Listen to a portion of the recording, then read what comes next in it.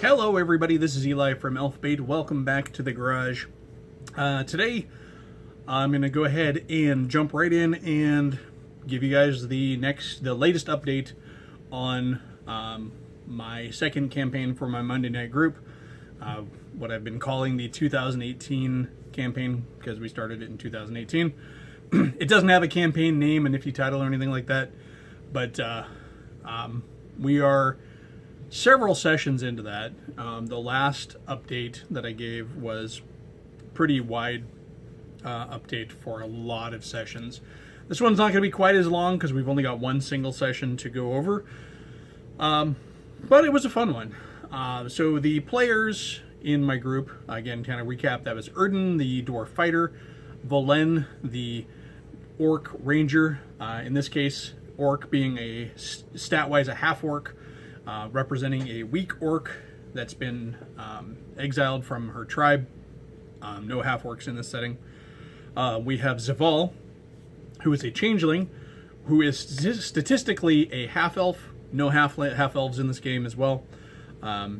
So we're using the stats for half-elves to represent sort of fey-touched humans.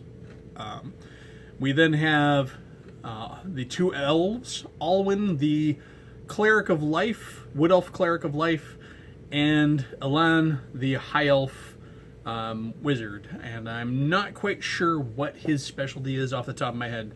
I would have to check. And so that is our party.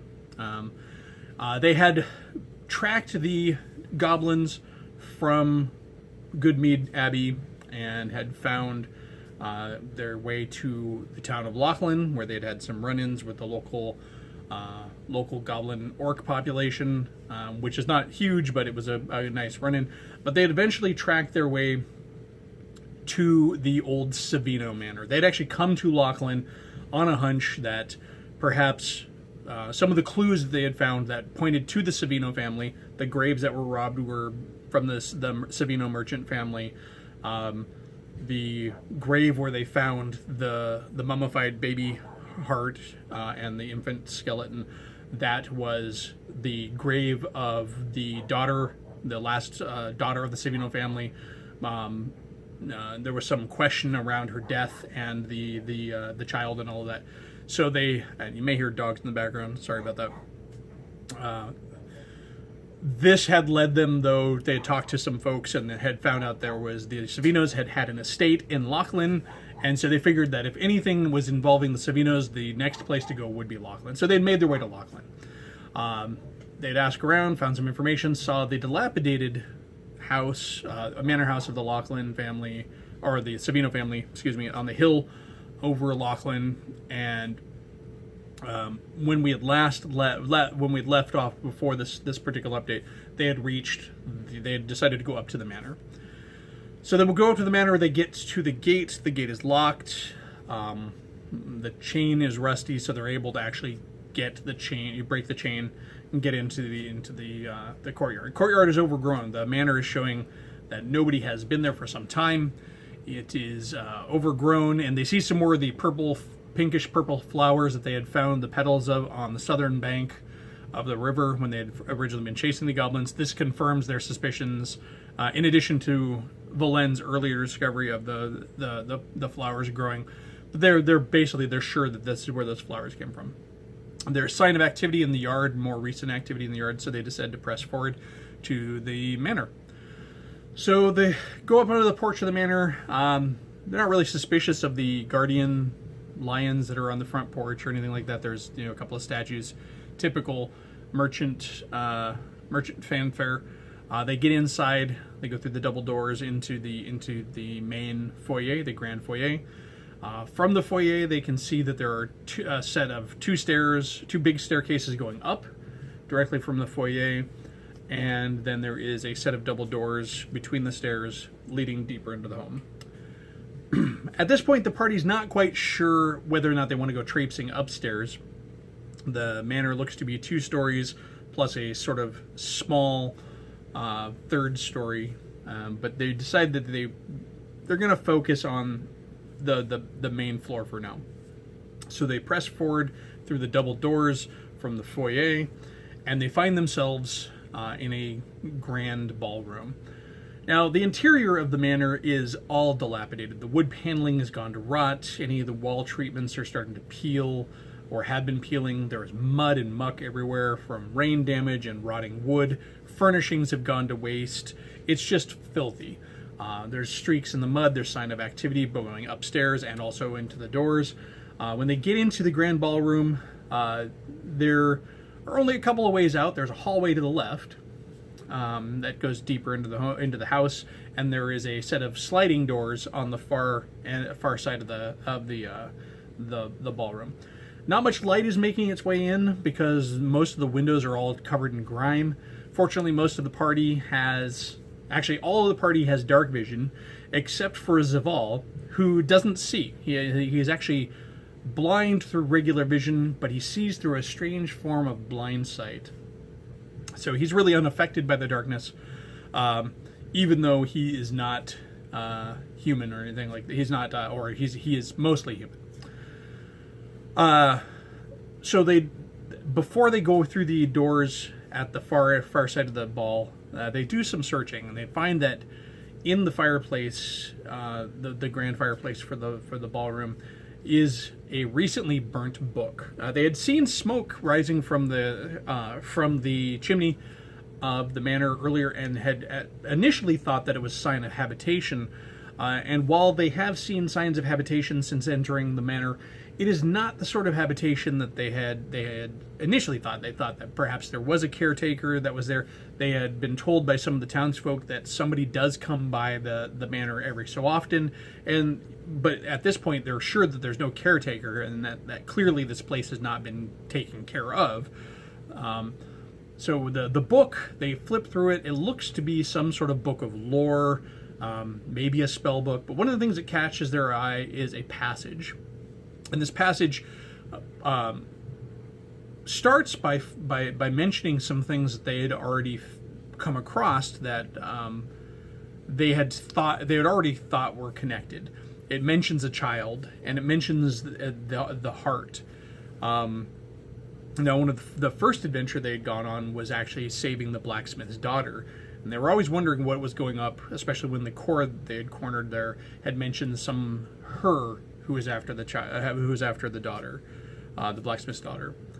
The baby's heart, the mummified baby's heart, which has been very odd, because when they found it, the rest of the infant skeleton had just gone to dust and dry bone, and there were no other organs that were preserved, but there was the perfectly mummified heart. Now, at this point, Erden has the heart on him, but he hasn't let the rest of the party know. Back when they were at the monastery, before they had left, he had a discussion with the priest that they had, with Volstan, the weird priest who lived outside of the walls of the monastery. Erden had a confrontation with him, and Volstan had revealed that the goblins hadn't actually stole the heart. He had managed to switch the heart for a dried piglet's heart, something he uses in medicines. And so Erden is secreting this on himself at the time. And so they look through the book, but the book, while they're reading this passage, it also mentions some other things that they're curious about. They figure probably some sort of clue. They figure the rest of the book very likely has some information that would be worth their while. So Elan, who is sort of the lore master of the party, he's a very academic wizard. In fact, he had taught magic back in the capital, the Kingdom of Zwareth, which is kind of Tronvald. The principality therein is a holding that is ruled directly by the son, by like the second son of the King of Tronvald, or King of Zwareth. So Elan is sort of the lore keeper. He pockets the book, but the book mentions red willows and also something about eels, and then some sort of ritual of rebirth. So they're pretty sure it's a clue.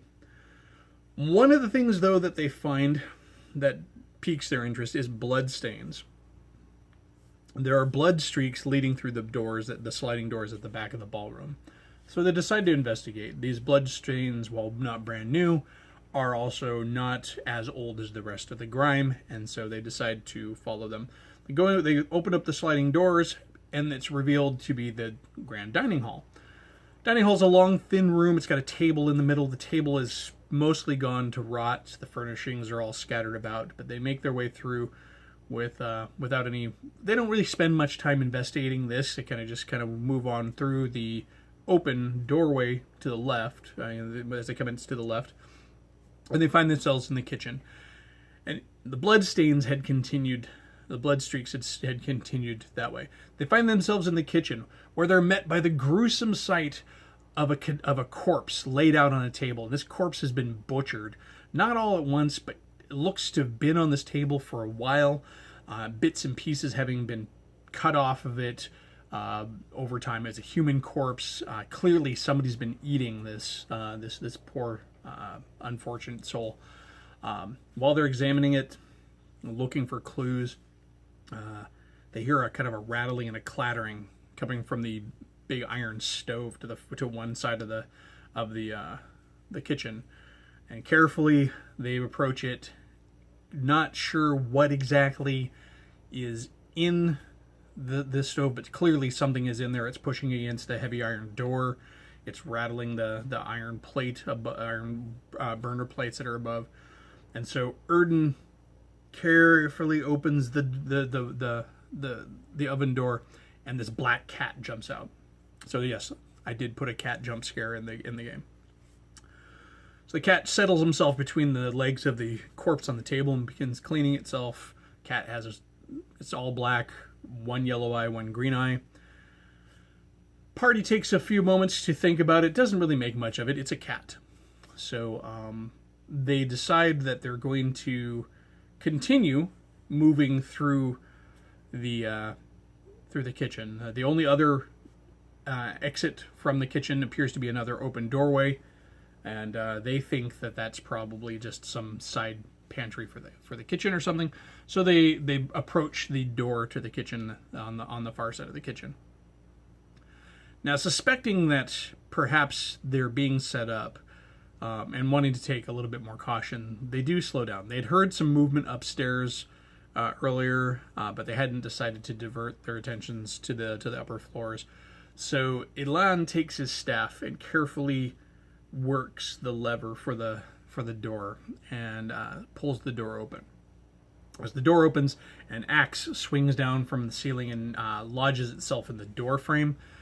The party takes a moment and examines this, trying to see if this was actually some sort of advanced trap or if it was just kind of an impromptu. It turns out it looks to be kind of a hasty trap, just an axe that had been pinned up with a piece of twine tied to the door.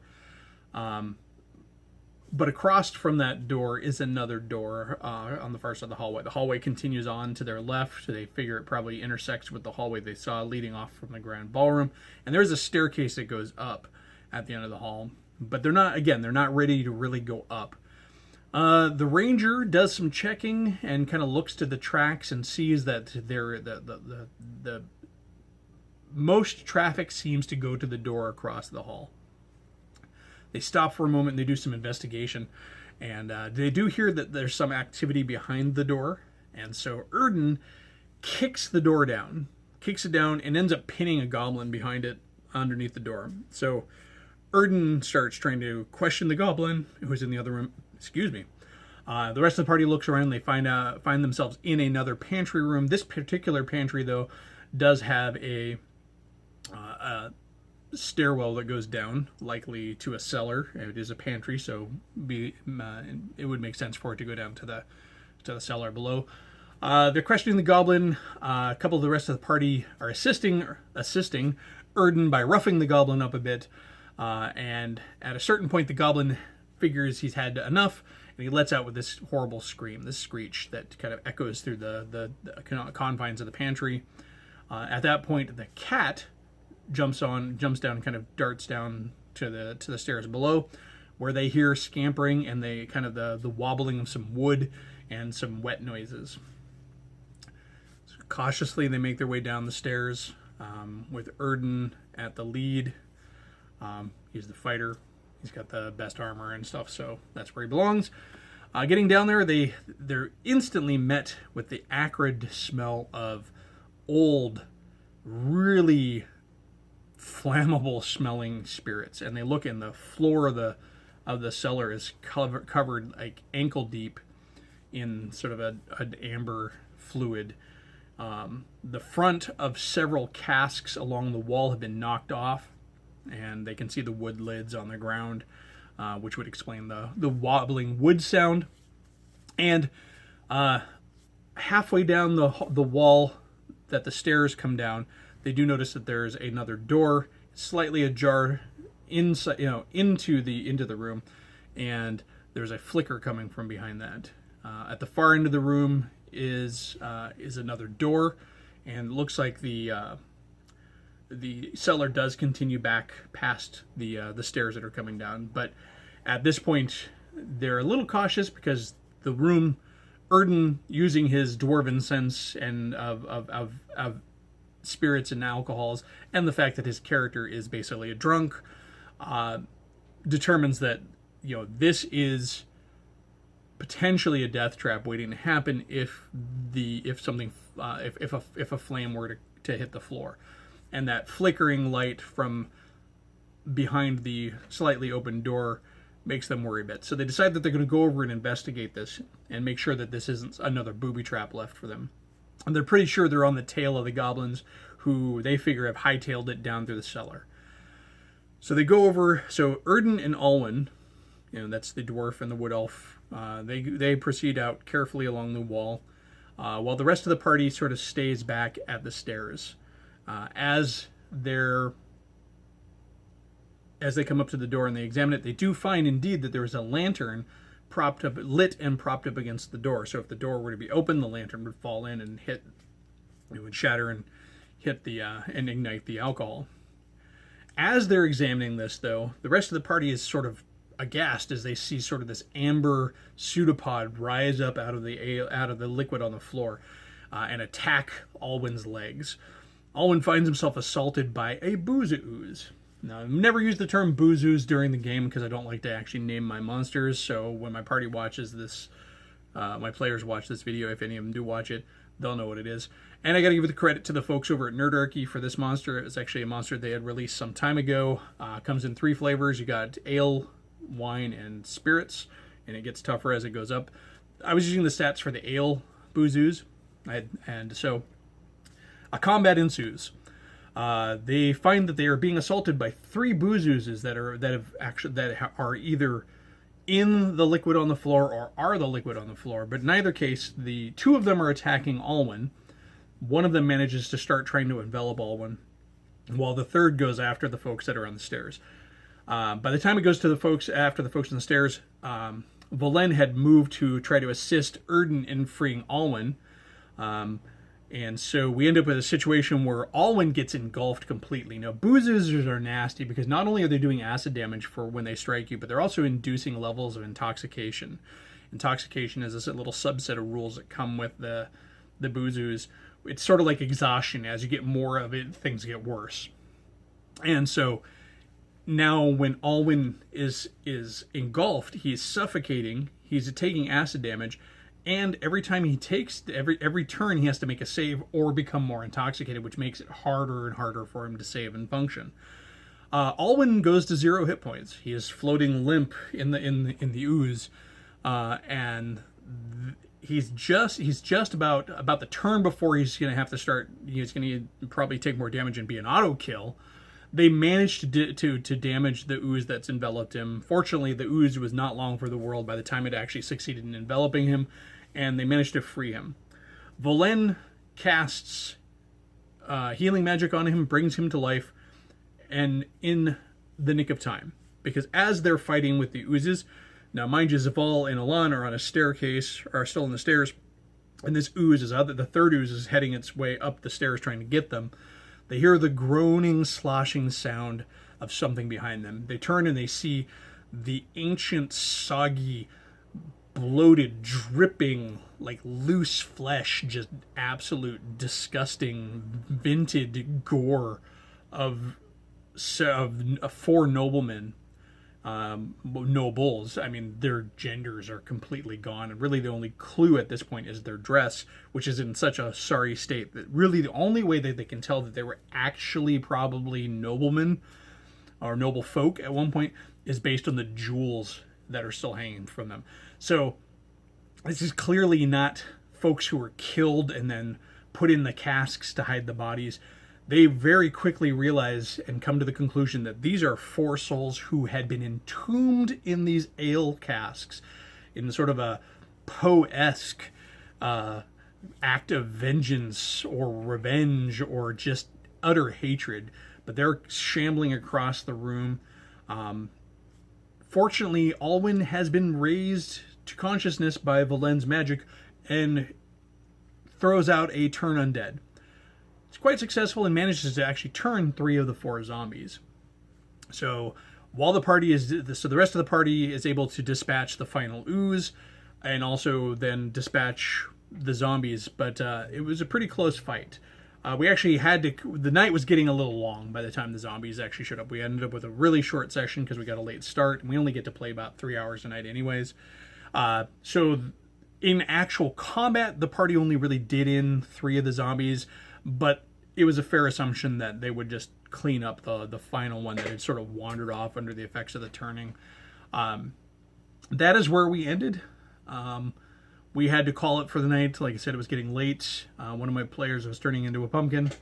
But that is where the party was left. They're in the cellar of the Savino Manor, and they're still trying to catch goblins because they're sure that the goblins have some sort of clue as to what's going on, and they want that information. So we'll see where they end up. We didn't get to play this week because our host was ill. Next week we're down a player, so we're probably not going to be playing either. We're probably going to be doing some board gaming instead. So it's going to be a couple of weeks before I get a session in. That's fine. It just gives me some time to play on the good stuff. But it's probably going to be a little bit more tally-ho across the countryside, chasing goblins and trying to get to the bottom of the mystery of the baby's heart, and the Savino family and how this all ties together. The players, they're all pretty much second level. I think the characters are all second level at this point. So for as many sessions as we've had, they really have only gone up 1 level. Part of that has been there hasn't been a lot of combat, so most of the XP they've been getting has been role-playing and puzzle-solving XP. There was a boost in XP during Girl Scout cookie season, because every year when Girl Scout cookie season comes around, I do put up a bounty with my players to, cookies for XP. This year it was 100 XP for every $10 in cookies. Last year I did 100 XP for every box of cookies, and that was just brutal. So this year they had this $10 in cookies got you 100 XP. And so we had one player who went up 600 XP that they like cookies. And I if my players are going to support my kid in her endeavors in Scouts, I'm more than happy to go ahead and throw them a bone and get them some XP, especially at the low levels where you're kind of in tutorial mode and most of these guys have been playing for a while. So that was the second recap for the 2018 Monday night campaign. When I say second, I know there are 3 episodes, but it's the second update because the first episode was really just talking about the session 0. Hopefully you're enjoying the updates. I'll be getting them out as frequently as I can. Sometimes I'm not going to put them out every session, so if it's a very uneventful session, it's not worth it. Comment below if you have thoughts or questions, or maybe you like to start doing some fan theorying on what's going on. Email me, check me out on Facebook. And also I am on Twitter as Elfbait. But that's it for this update. Certainly appreciate you checking it out, and get out and game.